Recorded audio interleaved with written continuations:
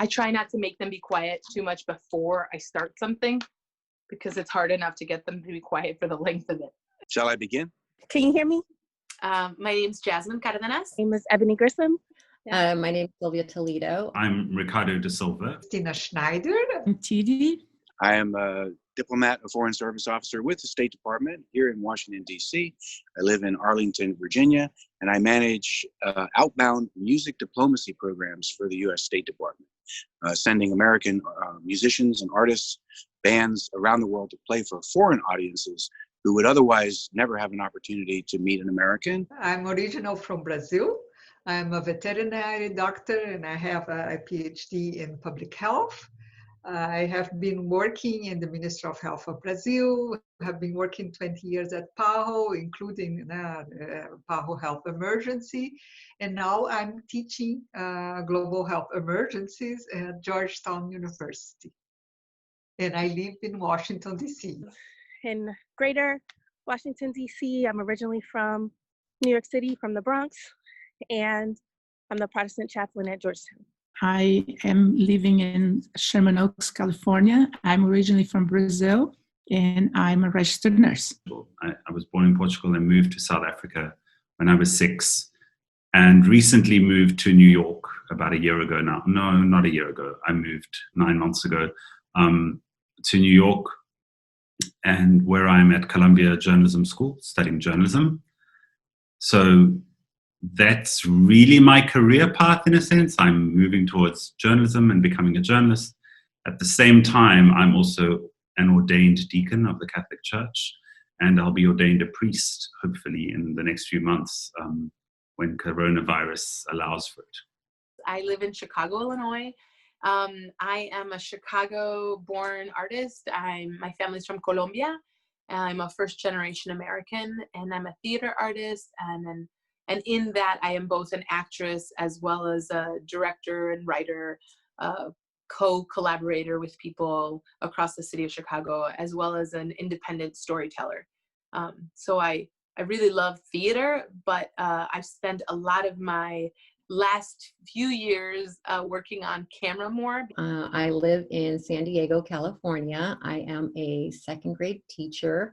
I'm married with 2 children of my own, one in college and one in middle school. I'm a mom, so I'm being a SAG-AFTRA actress has been really helpful because I can go and work one day on set somewhere, and not give 6 weeks of my life away to a play. And I miss putting my kids to bed when I do that, so it's nice to have different choices, different options as an actor and artist. And I do a lot of work for social justice. So this poem that I'm sharing comes from that line of work where I use theater of the oppressed to work with working communities, communities of color, immigrant communities, African-American communities, disenfranchised communities, to tell their stories using theater. So we're able to tell their stories of wage theft and discrimination and sexual harassment at job sites, and try to tell them in interactive ways so that we can educate other workers about their rights, but also educate the public about these gross inequities that happen right here in Chicago and surrounding suburbs. How are you feeling? How are you feeling? Tell me. How am I feeling? Right now, actually, I'm feeling great. Overwhelmed. Well, I feel great today. I'm really overwhelmed. I've been using the city bike, to do my quarantine exercises, wear my mask and get out and enjoy this beautiful springtime here in DC. No, I feel good. Thank you. Feeling okay. I feel hopeful about what our lives can become on the other side of the curve. Of course, very worried. I am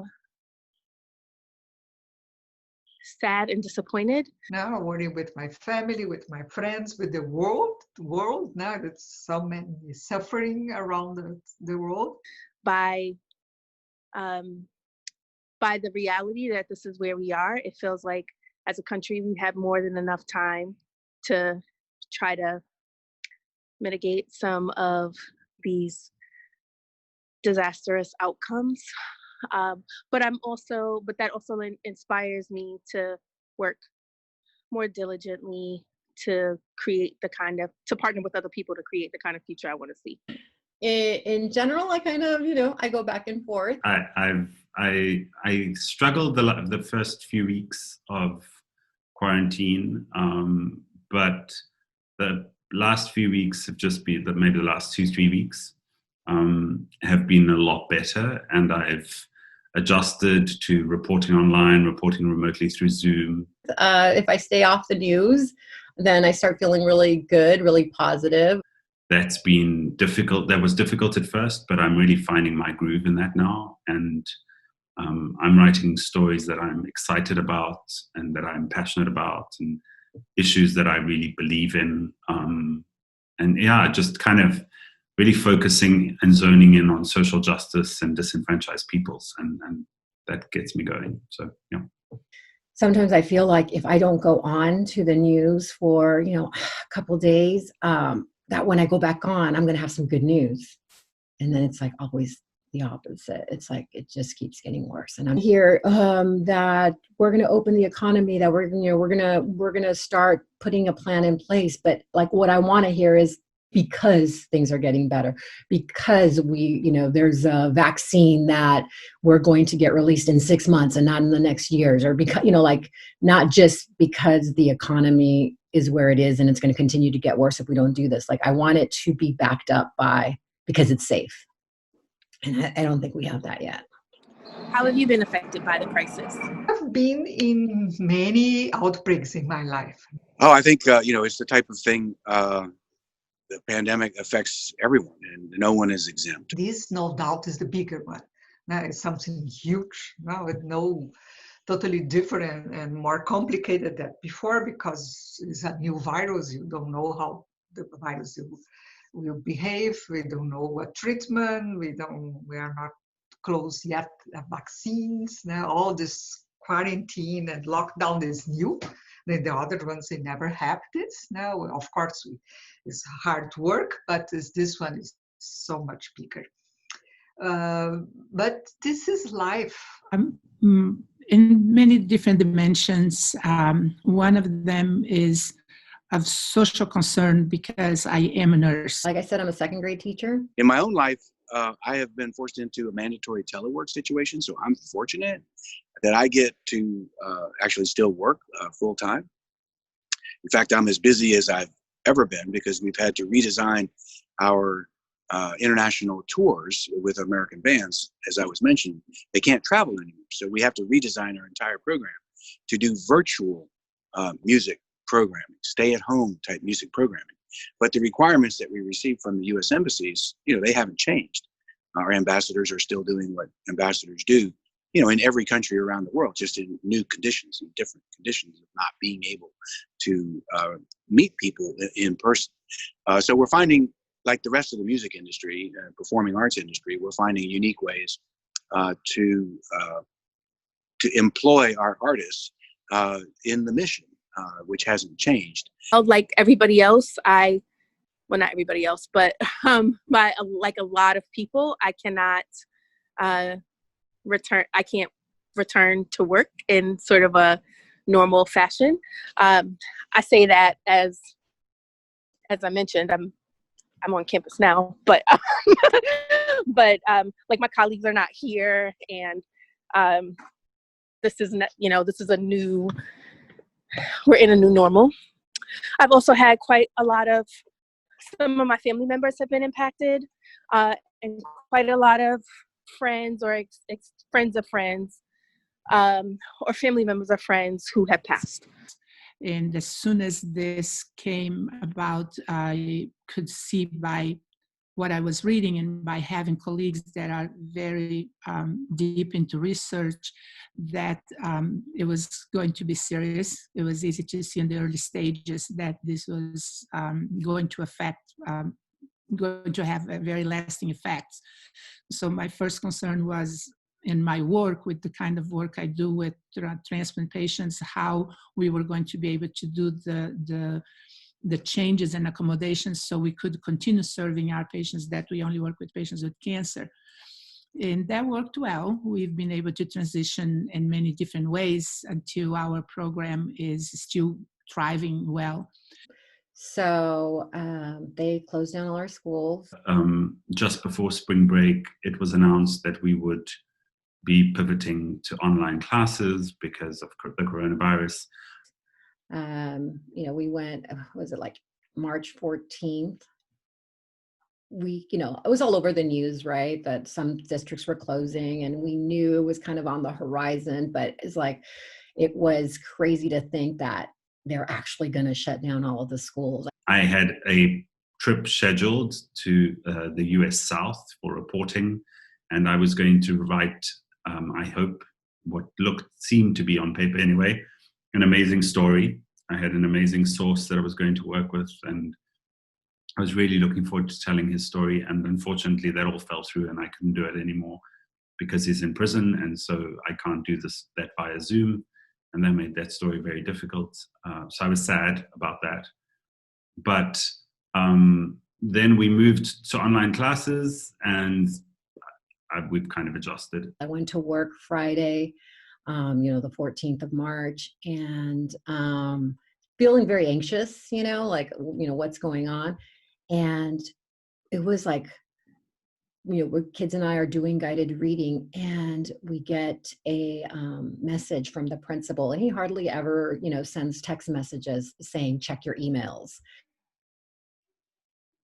And during recess, check my email, and they're telling us, okay, prepare work for the kids. We're going to be, closing down the schools. And that in itself was really scary, because it's never happened before. And for them to say, we're closing down our schools, we're closing down our school districts. I'm getting emails from my daughter's school saying the same thing. And that district is even bigger. They're San Diego Unified, second largest district in California, saying that they're going to be closing down.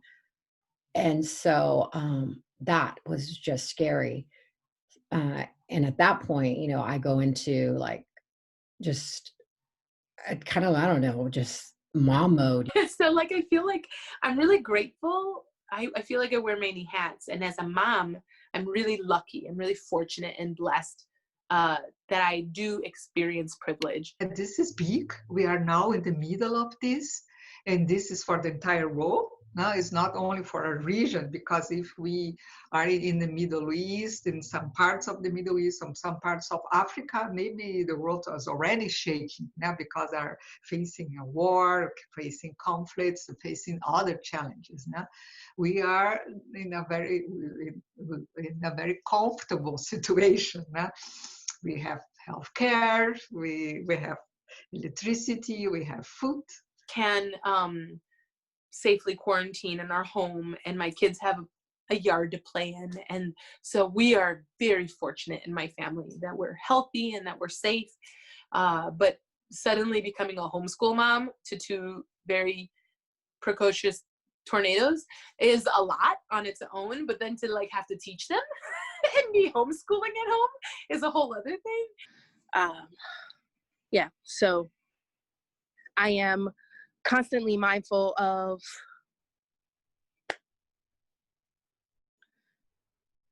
the danger, the ways that the virus has a disparate impact on particular communities in this country. Now we need to remember that so many people are not in so good situation. So many people in vulnerable countries, in a vulnerable population inside the countries, now living in low-income neighborhoods, slums, or indigenous populations, or people in other countries that is not doing so well, don't have all the health systems and all the situation that we have now. And then I'm really overwhelmed by this, the trauma that's happening around us, around all these invisible workers that are part of my work. We've created something over the past 4 years together using theater, and that same ensemble of individuals who are working people, they're not professional performers, but I tell them that they're an ensemble because we work together collaboratively and create beautiful pieces of art that we take out into the world. They are on the front lines of this pandemic in a way that is really dangerous for them and is really unfair.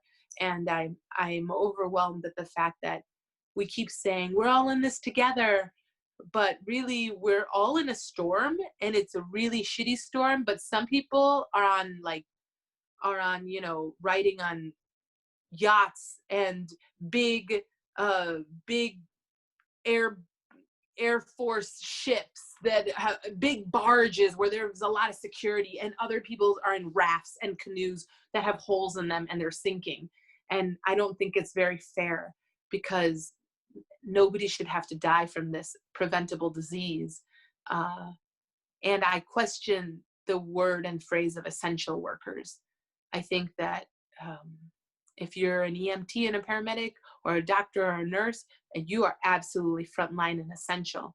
I think that if you are a person that is part of producing our food that everyone's eating, the meat processing plants, and the food that ends up in our freezer sections and stuff, and the farm workers who are picking carrots and vegetables and things, they're essential workers. But I feel like capitalism and profit is really at play. And I'm not so sure that the factory that makes popcorn is really essential. And I'm not so sure that the factory that makes shampoo is really essential. I think we as Americans could go without some of the products and have to experience a little discomfort so that there could be more safety for everyone. So I'm frustrated and overwhelmed. Sorry. Well, personally, and then on the personal level, because I could see the disruption as you are experiencing, my children as well, with all the changes and the anxiety of bringing them home, and like, okay, I want to keep my little tribe at home, and because this is some serious stuff going on. Before became difficult to get transportation. Personally, I have a fear, I believe, like most people have. I'm finding myself suffering from quite a bit of cabin fever. Kind of like we're all in hiding. So, I mean, it's impacted us just, in a sense that not only are we all doing our work at home, we're not leaving home, and, we're kind of like hiding and just being scared more than anything. And aside from that, just general anxiety. And I personally,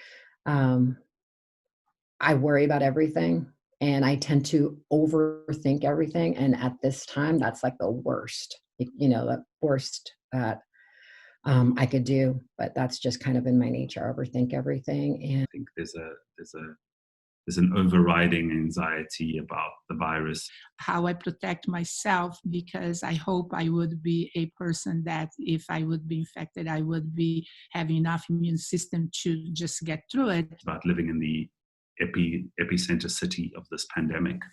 And just because I'm a newsman, I follow the news a lot, and that means that makes me even more anxious most days. But the fear that's very, very deep inside of all of us, that we may not be that one. And so you sort of have to put that little fear in a little box and just leave that, do all the precautions you can, and then outside of that, try to live with as much normalcy as possible. So while, as far as I know, I personally am not ill from COVID. I know a lot of people who are or who were. What did you initially think about all of this? I don't know if I had one particular thought, maybe a constellation of pieces of thoughts. So actually, I was interviewed about this on Catholic radio in South Africa yesterday. Thought bites, sort of. I don't feel like I was clear at the very beginning. And so I was thinking about friends, who I know pastor in congregations. What are they going to do? So a lot of those kinds of things. I thought about, so I was returning from an alternative spring break trip. So I thought about, what do we do from here? Well, actually I was still away. So what are we supposed to do here? When we get back. Which I already mentioned, or at least alluded to, my family, my immediate family is still in New York City. So I was seeing that a lot of the toll already happening there. So I was like, what do I go home? Do I stay here? What do we do? And I knew that I assumed that two of my family members will be essential workers, at least two. So I was thinking about them. I wondered, what this meant for our campus community, how all of us would have to find a new normal. Yeah. What was going on, because I felt like the coverage was really skewed, like it was a China problem. You know, I didn't feel like there was news coming out of our news sources that were like, this is something that could affect us. And it just felt like a problem over there in Wuhan, China. And then suddenly it started happening in other places and countries. And then it felt like it grabbed my attention, you know, when suddenly it was in Italy and I think it was in somewhere in the Middle East, Sudan, not Sudan. I don't remember. There was a Middle Eastern country and in Italy. And so I was like, oh, like those are geographically far away from each other. I was like, you know, I don't remember which country it is, but I remember it was like not right near Italy. And I was like, wow, this is really spreading. So I feel like I went from being like totally disengaged and even like it's not going to affect us to like, wait a minute, this is mobile. This is moving. This is moving very quickly. And then I was really alarmed at how much we were like, America, the leader of the free world. We have science, we have math, we have all sorts of incredible technology. I was in shock that it didn't feel to me like that we were having a coordinated response pretty early on, because I like to watch international news and I do like to know what's happening in the world. And it didn't seem like anything was happening here to protect us or to like take action, preventative action. I am now aware of how little was done and why we're all quarantined this many weeks into it, you know, a month plus, for Chicago at least. I'm in shock. I'm in shock as an American, as a girl who had to learn how to write papers and prove my papers with facts and citations and you know, like simple factual information. I'm in shock at the president's tweets. I'm in shock at like the propaganda. I'm like, how is this happening? How is this happening to us? It's 2020. We're America. So I guess I'm as guilty as other Americans of feeling like we're America. We have it all figured out. We fell asleep on this one and we're dealing with that reality. That was the first thing that I thought when I read the very first report that stayed with me. It was about this physician in Wuhan that was trying to show the world that this had a very high, it was very virulent. It's just multiplies very quickly and infects a very high rate of infection. And then subsequently he acquired the disease and he was a young man and he died, and that stayed with me.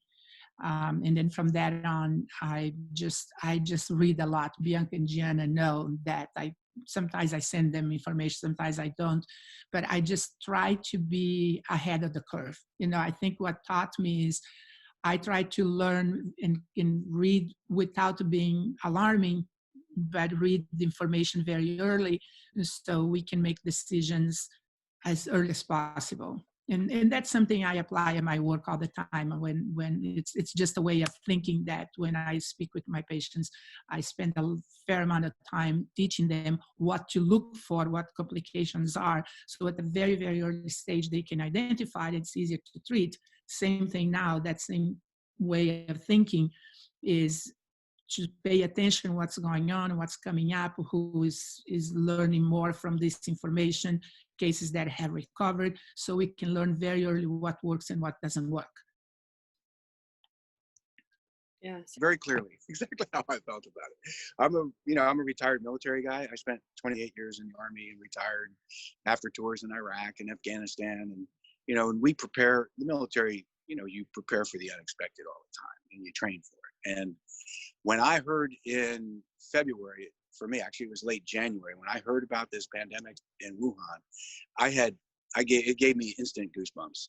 And I, at one of my assignments, I used to work with the biomedical preparation, that side of our government that prepares for these things to be able to respond. So I had a vocabulary and an understanding of what happens when a completely alien creature to the planet appears. Call it a virus.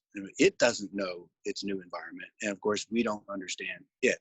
And so when aliens arrive, unexpected things will always happen. And behavior is impossible to predict. And so when I heard about what was going on in Wuhan and how they were shutting down, it gave me instant chills. I thought this could be it. A true pandemic like we hadn't seen before.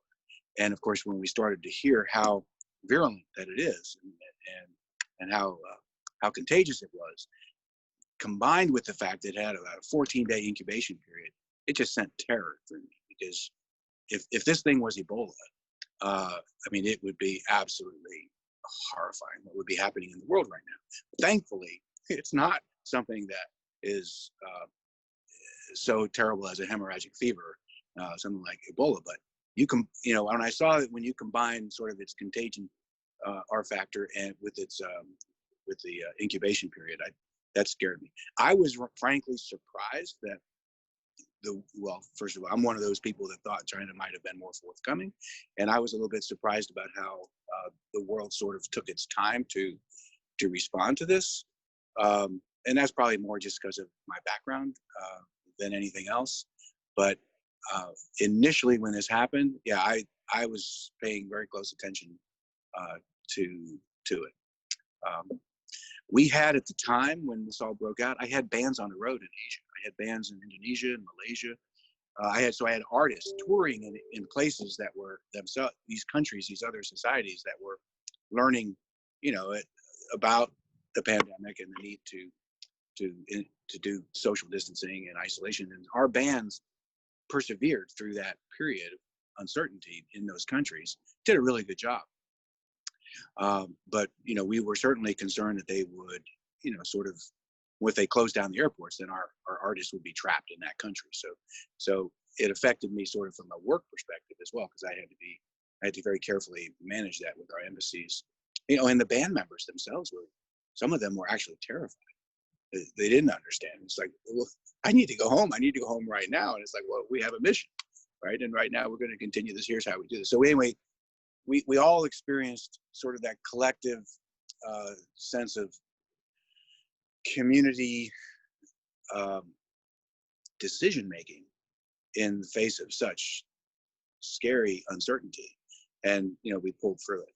And then, so subsequently, we ended up canceling all of our tours, right?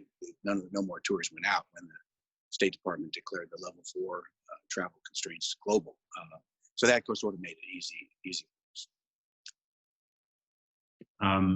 But my earliest memory, and I'd forgotten about this part of it, my earliest memory was reading an article sometime,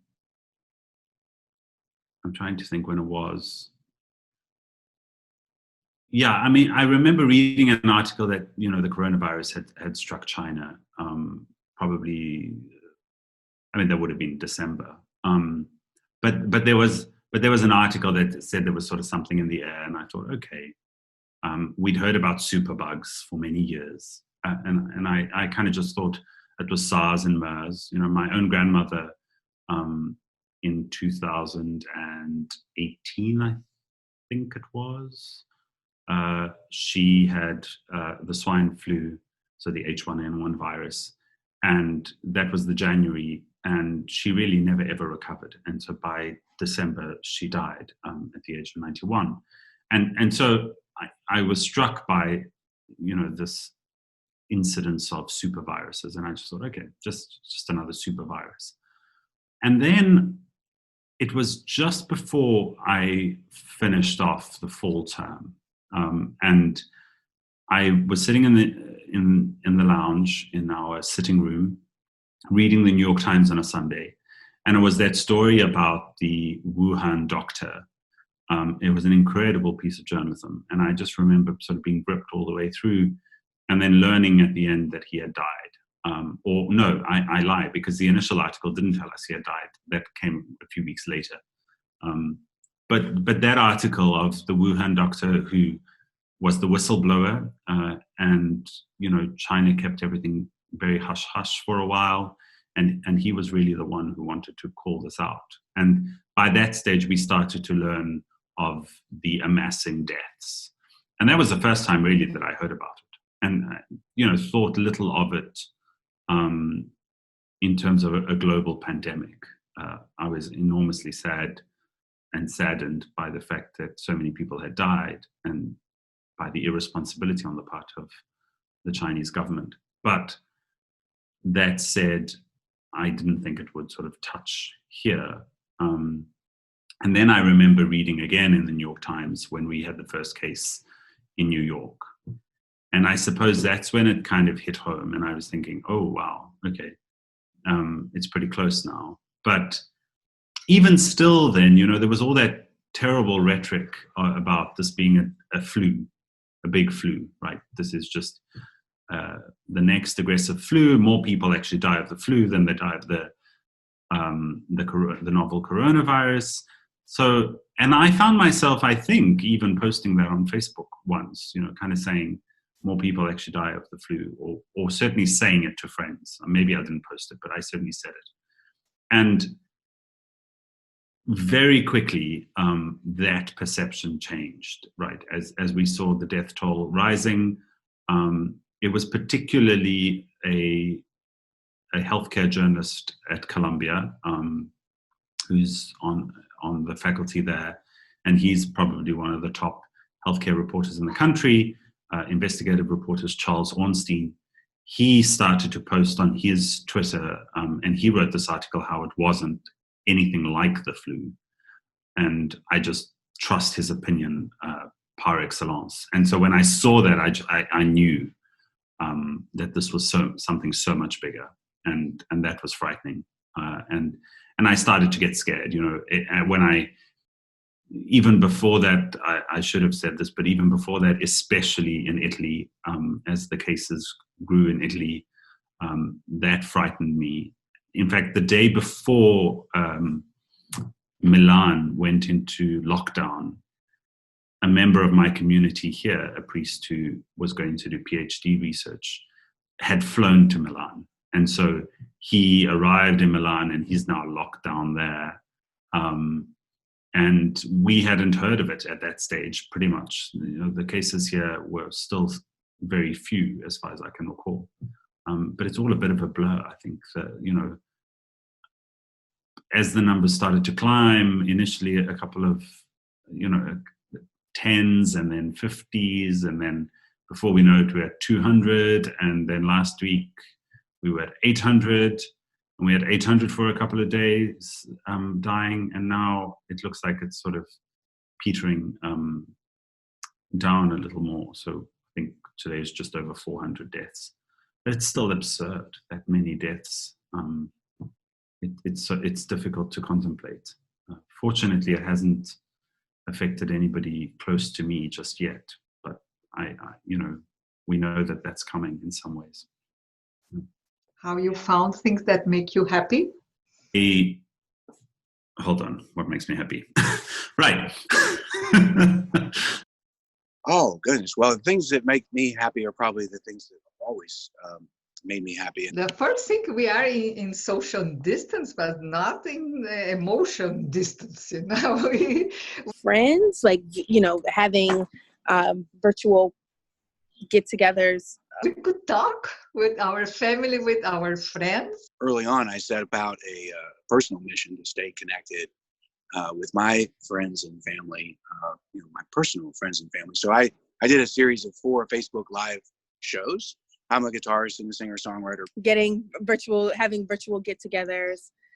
So that's been really helpful and encouraging. It's just people reaching out, I'm rediscovering the joy of talking to my grammar school friends. I've heard from friends that I hadn't heard from in 10 years. Who I haven't spoken to in 40 years, and all of a sudden they're doing a Zoom, and it's like I'm in my elementary classroom, talking to these people that I've completely, had forgotten.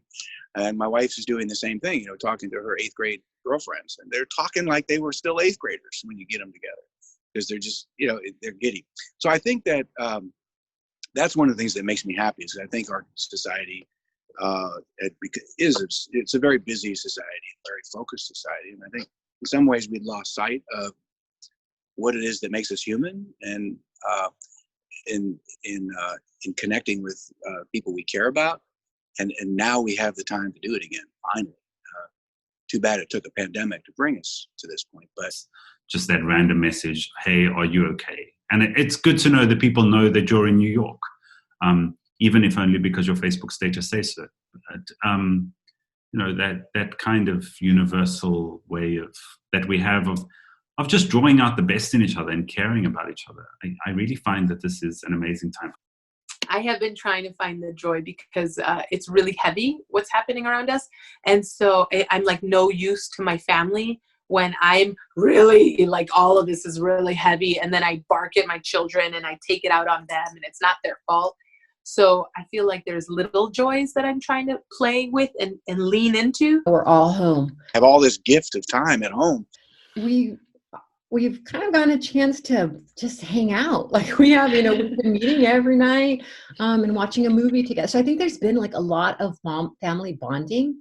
So whenever possible, I try to unplug from my phone and the internet and Facebook and all those things and sit down and read a book with my kids. I've been reading for pleasure, although it also informs my work more. So that's been really helpful. I'm reading a lot. I already read 6, 7 entire books. I'm reading, 50, 70 pages every night. It's going very fast. But this is something that I really enjoy to read. Or play a game with them, like an actual board game, or draw or paint or make an art project, or just run around and play soccer in the yard. Like they're still little, so they're really playful, and I'm trying to play with my children. I love that. I do love that about this time, that it allows us to spend a lot of time together. And then besides my kids and the joy that they do bring me, I feel like also what's helped me to slow down is like the times that I've cooked or baked something. We're all eating meals together. We're all eating, like lunch. We're now cooking for each other. We're having to clean. Or painted something, like something that requires my presence, and I'm doing it, and there will be some joy. So either the joy of painting and playing with color and making nothing in particular, and certainly nothing worthy of putting on a wall or anything, but just the action of creating is nice. And then I baked my first bread yesterday, and I hadn't done that in a long time, 5 years. In fact, I had just had my daughter. We were experiencing a terrible winter storm. It was my birthday. There was nowhere to go. And I was like, I'm going to bake a bread today because I've never baked. And I was like, I'm going to do that. And it was in my, so I loved, I feel that was a lot of fun for me to knead dough. And I was reminded of how much you have to slow down to do that and wait for it to rise and then knead it some more. So I do feel like I do find joy in those little things that require me to be present in the now. If I'm not stuck in the worries about what's coming or what's happened, and I can just physically be right now doing something pleasant, I do find joy there. I think that's something super positive that has kind of come out of all of this. Oh, but there is one more thing. And that's sort of being connected to nature? Now that I have more time at home, as everybody, we are so lucky that we can walk in the neighborhood. My husband and I, we walk the dog every day, and then we can see the blooming.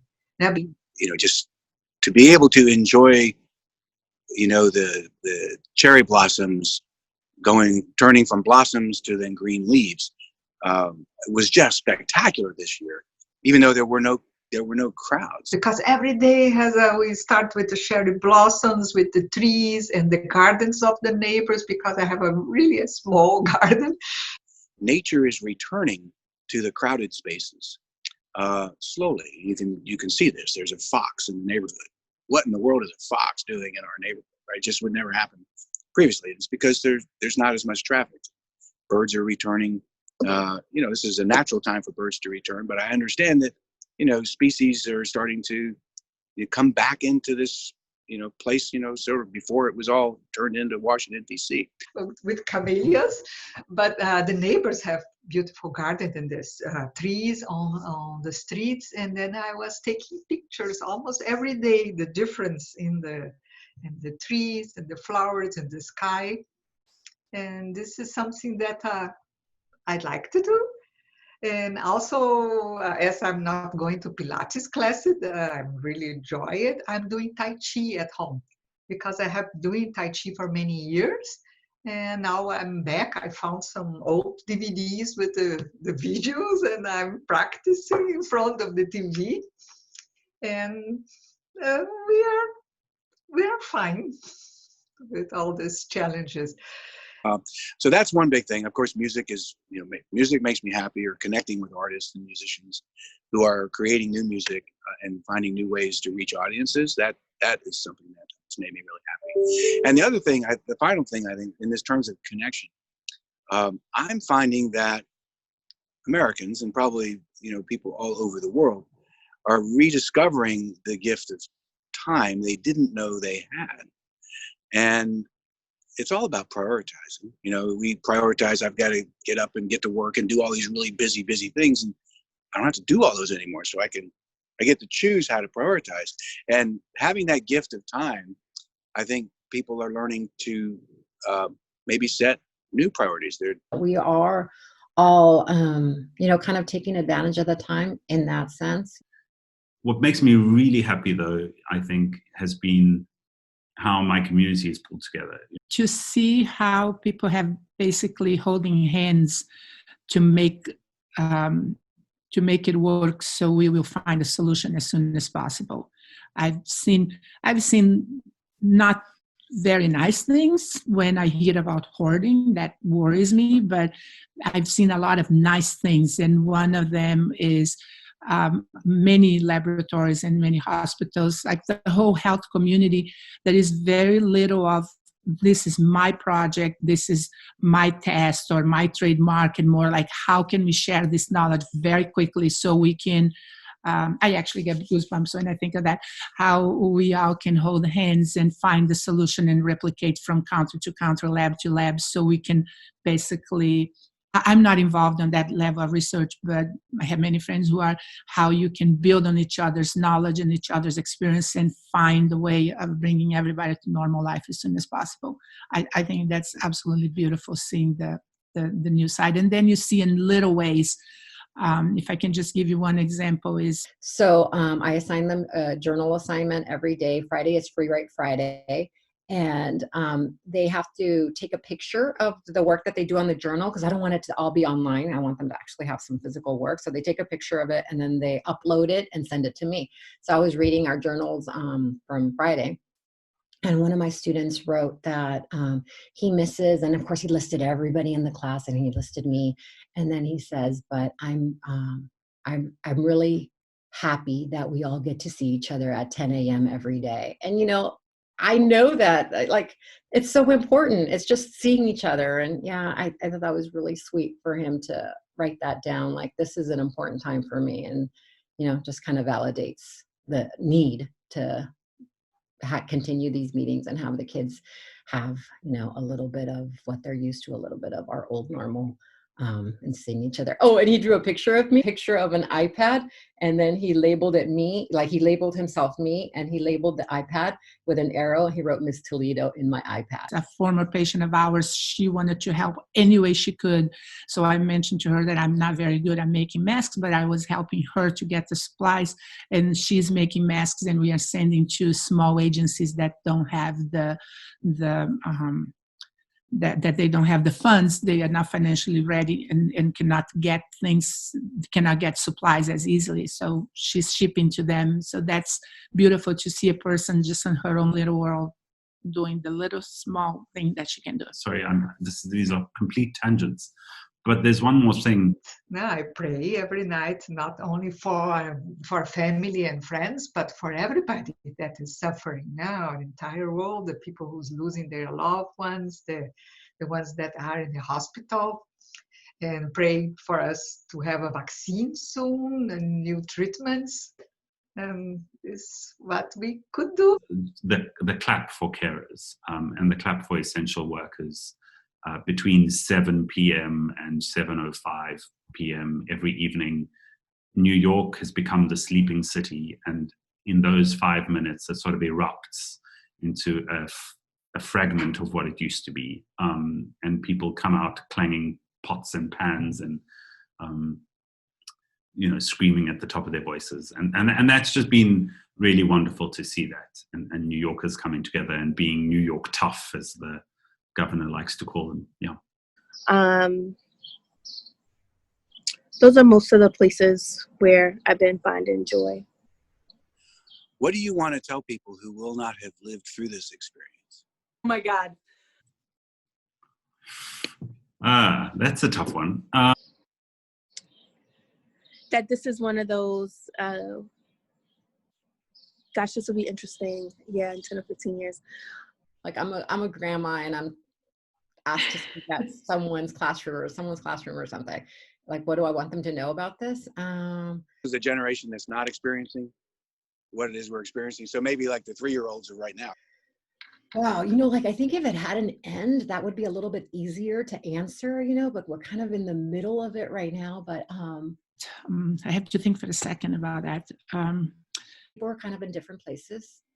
Right now, that this is something that was not expected, or at least not expected by just commoners, just like me. I mean, I think that I would say, if you don't think this could happen again, it can. I would want them to be students of history. If you don't think that a spreadable infectious virus could totally affect your plans for your life. I like I said, I'm always on Twitter, and I'm searching on Twitter, and apparently, it's been 10 years in the making. I don't know, but this is something families did not expect to happen. Your goals, your jobs that are lined up, your paid gigs that you have like coming through the door, that you could be interrupted in life. If you don't think that's possible for you right now in this positioning of life that you have, be aware that it can all stop.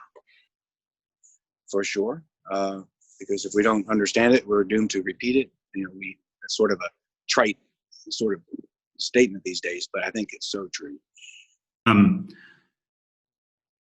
I certainly don't believe, as some Christians have proffered, that this is sort of come from God, and this is the wrath of God, or anything like that. It's just, it doesn't fit in with my conception of who God is. But I think there is some truth in that this virus has come to teach us something, and that there can be some good from it. The virus itself could be a blessing because it's not as deadly as other viruses could be. And it's a wake-up call for the world to get more prepared for something like this that might evolve. It seems that many of us, those in my tradition, we would say, those who have eyes to see and ears to hear, would see that this pandemic has made real and tangible the inequities that exist in our society, that people who have been relegated to the margins have been screaming about for centuries. Now that many people are suffering, and we need to try our best to have a better world. And better world is more equity. Right, and how we realized the global nature of community, that peoples across the world are one and the same. And there's no distinction, whether, racially, by gender, by income class. And now that there is a degree to which the virus is indiscriminate. This virus doesn't discriminate. That more people, people outside the margins, people within the lines are now seeing the disparities in healthcare, are seeing how illness impacts one's ability to earn, to support their families, to care for themselves, how solid healthcare and a safe place to live and clean water can literally be the line between life and death, the difference between life and death. Sadly, the virus doesn't discriminate, but certainly care for those who get the virus does discriminate. This feels like one of those moments where we're forced to look at the mirror. Like, we need to take care of the least of us if all of us want to move forward successfully.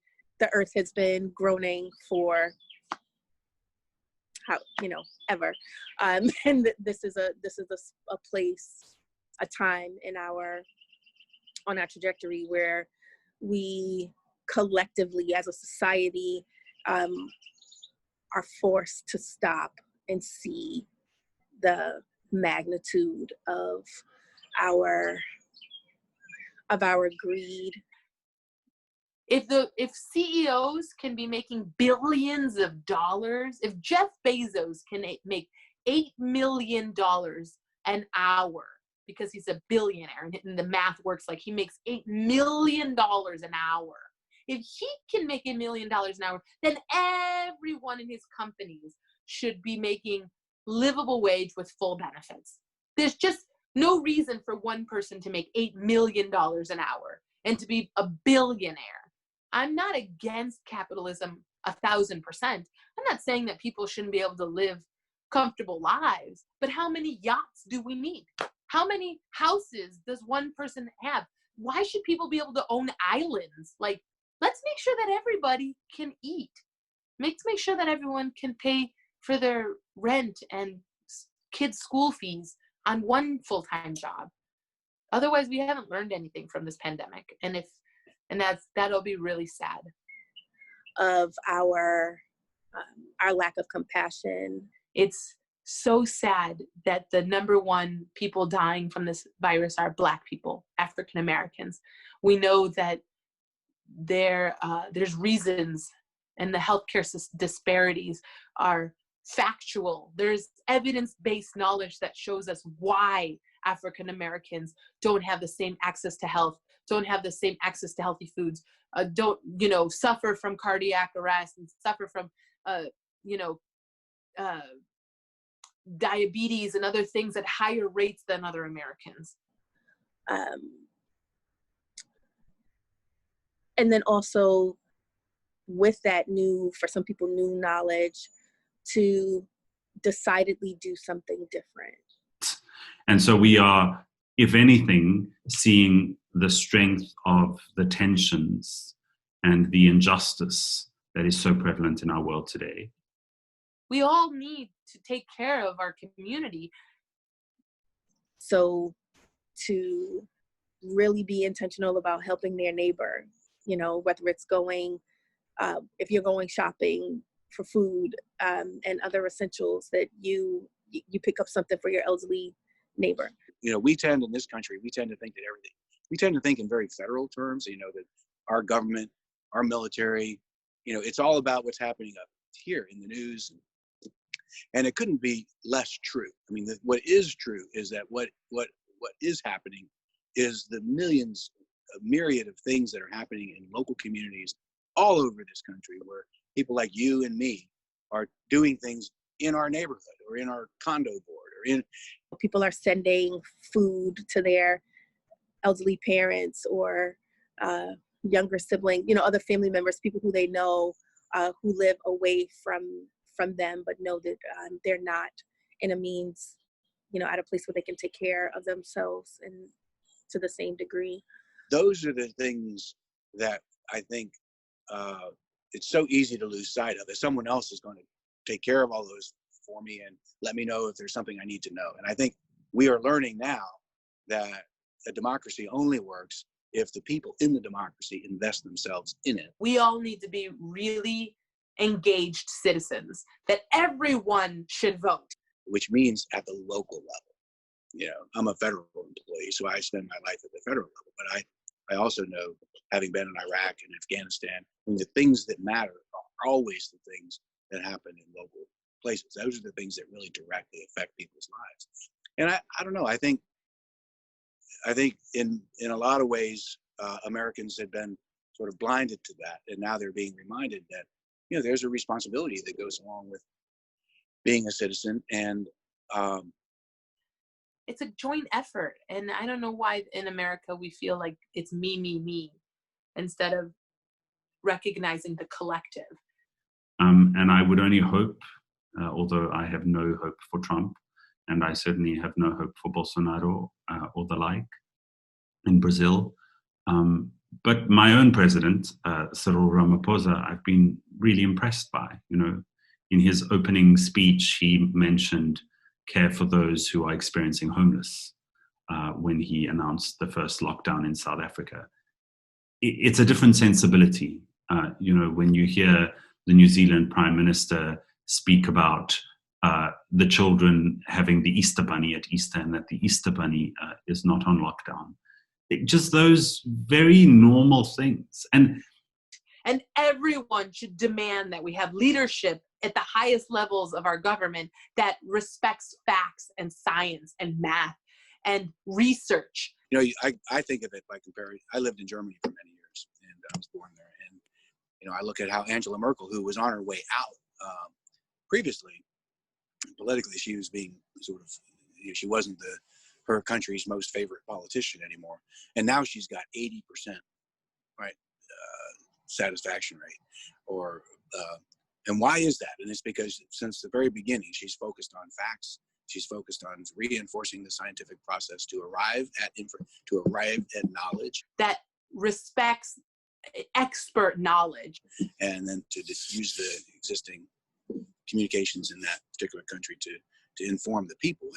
And that we make sure that America is always run by capable individuals that are well qualified to help us keep the ship floating, because otherwise it'll sink real fast. So you can see the difference in how their country is doing at the moment than our country.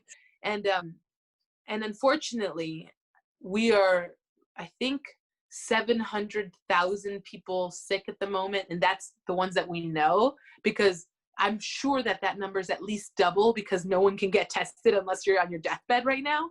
So to know that we have some 50,000 Americans that have died from this virus, who were living good lives yesterday and last week and a month ago. Coronavirus, COVID-19, has really made people think about their own mortality, like never before. We always have known that, we could die at any point, but this has really been an eye-opener that it really could be at any point. It could be anyone in the family. So this period in time has been really, really scary. And it's really hard to understand that it's not just us in our little bubble, that it extends to the entire world, and that in itself makes it even scarier. But anyway, I'm going over and over. But the most important thing to say is, yes, I think to say to people in the future, just the value of human community. We all need to take care of our community. I don't know what else to tell them, Melissa. And I think there is big things happen time to time, and we need to be ready and need to be strong to face them now and try to be better. I think we're thinking about how to remake our lives. You know, what in this, so some things we will have had to lay down because time just would not, permit. And so when we come to the other side of the curve, what has to stay here? And, what do we see that is really at the core, that is important to sustain life, to build community. I would say from a personal space, to honor God. This is a lot of things to do, no? And we need to remember that we are not alone. Now, what happened with one happened to everybody. No? And I think the big thing is solidarity, no? To see other people, see the animals. We talk about One Health, no? And environmental, the planet. We need to see, no? We need to think integrated and think that we are not alone, and what one do reflects in the life of everybody. You know? I think it's one of those cataclysmic historic events that reshape society in completely unpredictable ways. And if there's good that it can teach us, and if there's good that I hope to tell in years to come, is how communities have come together. But I think the message I would leave with my sons and daughters and grandkids is the importance of staying connected locally to community. That's, I think, the lesson that's being learned all across this country. What have you found to be the most important to you right now? So just those little things. Gosh, an internet connection. Or joining my community. A solid faith life, I think. That that's so, like, what else is a clergy person going to say? But and so 10:30 we sort of have a standing date that we meet downstairs for a drink or for coffee, or just to talk, or sometimes to turn on a bit of music and dance in the kitchen. Able to take my doubts and my fears and my grief and pour it in a prayer. To be able to take those things and scour scripture for inspiration and encouragement. To have a lot of friends who are who have a lot of the same kinds of beliefs, and to hear their wisdom. And then also, I guess, seriously, an internet connection, and still, having the ability to communicate with people, via phone, mostly, phone, text too. Actually, I've been texting a lot of people as well.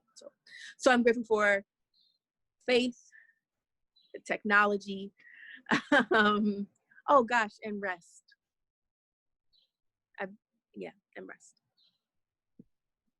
I think in my own little world here at home, I want to be able to make my students feel safe. I'm very aware of how thankful I am that my family is well.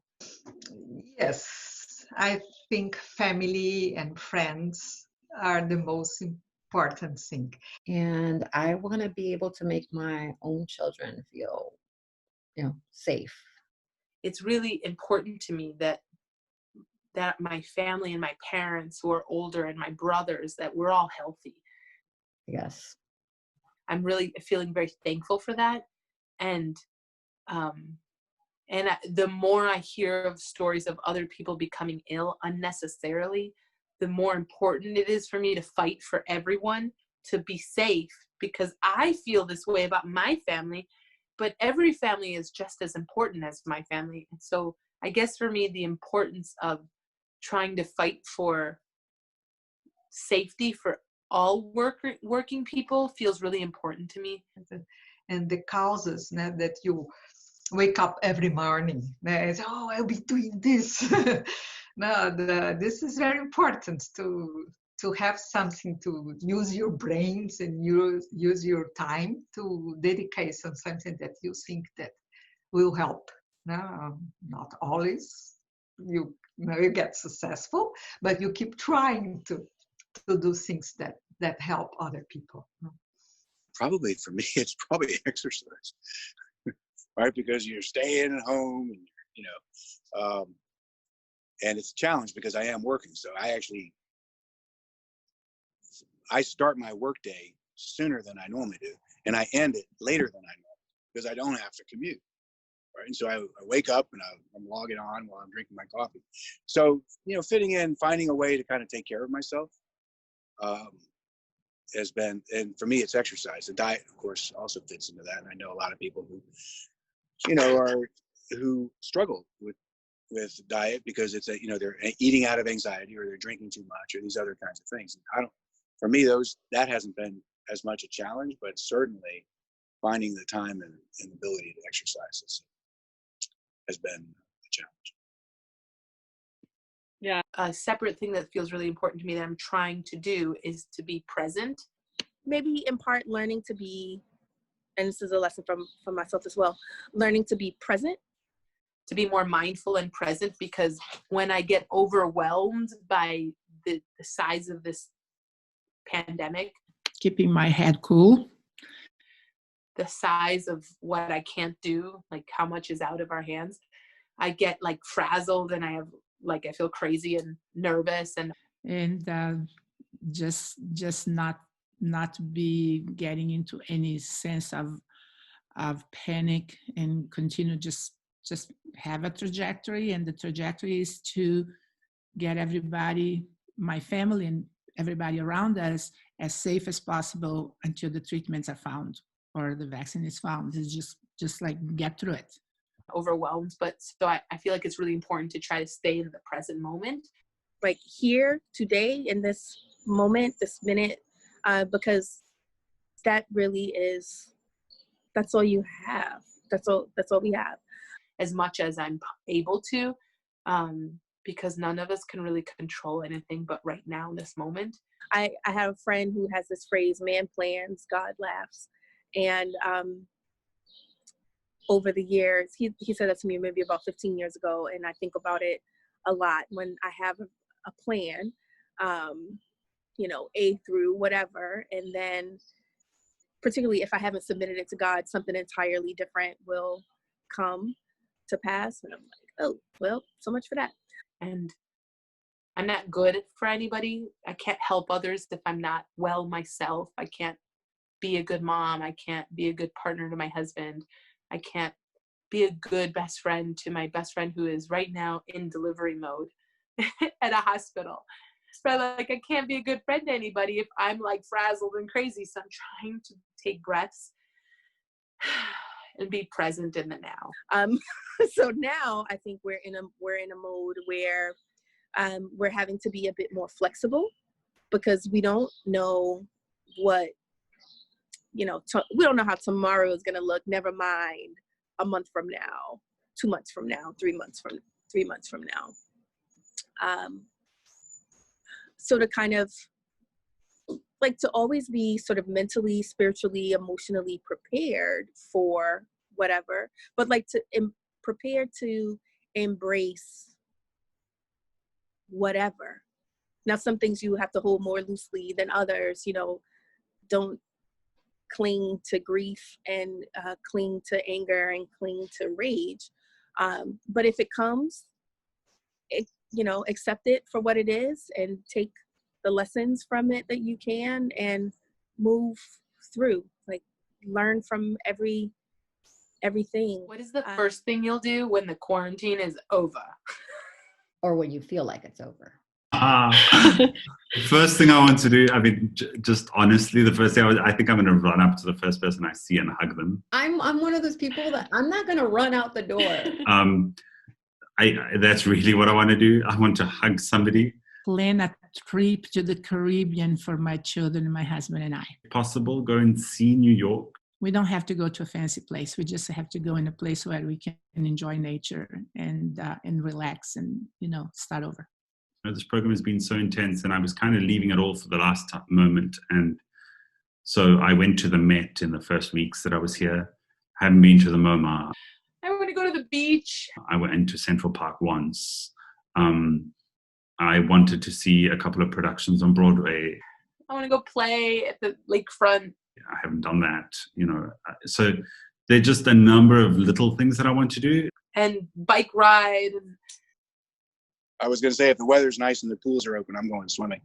And jump in the beach water. Baseball game, or go to a DC United game. I've got tickets to a lot of these things. And if it's summertime at that point in Chicago. And I'd love to do those. I want to hang out with my girlfriends and go get drinks and have brunch. It's a lot of my hairdresser too. Just returning to some sense of community gathering will probably be what it is for me. It might take the shape of music for me as well. It might be a music event. I also want to hopefully be ordained sometime soon, or like a caipirinha at night. Like, I just want to go out and have dinner somewhere and go dancing. Most of all, yes, I want to get a great coffee. I want to go for a good walk, and I want to give someone a big hug. But I might try to go home. And my family, of course, our other son is here, and the daughter-in-law, of course, we want to see them. The first thing I will do is probably go see my dad. He's in Fairfax. No, I love to go to Brazil, but I don't know if I could go to see my mother so soon because the flights are not so connected. And he's getting on, and he's in that sort of risk category, and it's just been tough not being able to see him. We sneak by in the middle of the night. We leave a little care package on his doorstep, and then we leave without knocking on the door because he's freaked out about, he doesn't want to get us sick, and he doesn't want us to get him sick. I want to have a barbecue, and I want my family to come over. I think probably the very first thing that we're going to do is get together, and, do the potlucks that we used to do, go see my mom. So obviously it's going to be just family, just seeing the people that we were apart from during this time. And just really just not taking that for granted anymore. I want to have a barbecue and I want all my friends to come over. Because I probably have been taking it for granted because it's always been there and, it always will be there. But it's already been a month, and who knows how much longer this is going to go on. So when I feel safe that this whole thing is over, I think the first thing we'll do is just get together with family and just, just appreciate and love all those times. Yeah, so I think it's going to be something like that. Having a hug party kind of a thing with people that I know. I was going to say go to the ice cream parlor too, because that would be kind of fun. Get ice cream from an ice cream shop, and then go. I'm not a big ice cream fan either. It's just like, I probably won't feel comfortable to do those kinds of things quite yet. When the doors open, I feel like we also will have to be very careful for a while, unless testing suddenly appears in really coordinated and incredible ways where we can get tested a lot, not just once, but that you could revisit the testing center every month or something. Like, you know what I mean? Like, unless we suddenly become like South Korea, where they're running a tight ship, they're organized, unless we turn into that really quickly, I don't feel like any of us can feel super safe in sharing sneezes at the grocery store, right? Like, it's like the new normal will not be normal. But I think everyday life back to normal. No, I don't have big expectations. New normal is something we use in the kind of work I have all the time. It is hard. It's very hard to accept new normal. The word is a lot nicer what the reality is. Like the word new normal, oh, new normal. But inside that means it has a connotation that it's deeply altered what you perceived as normal and what makes you happy now. But I have seen so much in my work, people that very small new things they didn't know before become so meaningful that the new normal becomes easier to accept because they hadn't thought that way before. You end up becoming more resourceful and appreciating things in different lights. I think what I would say is that learn from science very early, pay attention what works and what doesn't. But above all, listen to what they say, do the recommendations as much as you can, but above all, don't let that change how you would live your life. Like, try to do the changes you have to change, but then maintain some normalcy, because for your mental health, you can't let that cause alarm and panic inside of you. And it's hard to do that. We have to exercise, and I do too. I have fear sometimes, and then I have to think of ways that, what can I do? Which power I have, and use whatever little power I have to get through it, and don't let this whole process interfere with every aspect of my life. So see and hear, mostly from social media, but also from a couple of personal conversations I've had with people who think this is a hoax. And yikes, tell that to, it's just to use New York City as an example, tell that to all those people who work in the hospitals and have 85 freezer trucks to hold, those who have passed. Tell that to any of the millions of people who have filed for unemployment and could continue to do so on a weekly basis. Tell that to people who were already really treading a thin line, and this just pushes them over the edge, financially, physically, spiritually, mentally. I don't know how people see any portion of the news, like not necessarily that you watch it every day all day, but how you could hear any of these numbers, not just in this country, but around the world, and think, this is not for real. This video is a time capsule. What would you leave behind here? The only thing I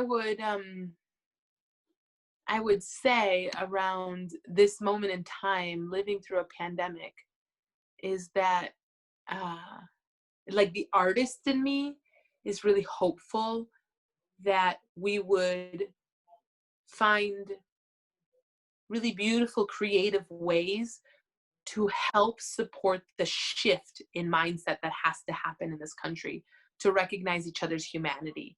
That we would take this opportunity of recognizing that essential workers are the low-wage workers of America, and that they would no longer continue to be the low-wage workers, that we would take this shift and realize that no one is low-wage, that everyone should get to deserve a living wage, and that we could do that in beautiful artistic ways to ignite the masses, and that we would somehow be able to inspire people to get involved civically, to vote, to care who the elected officials are, to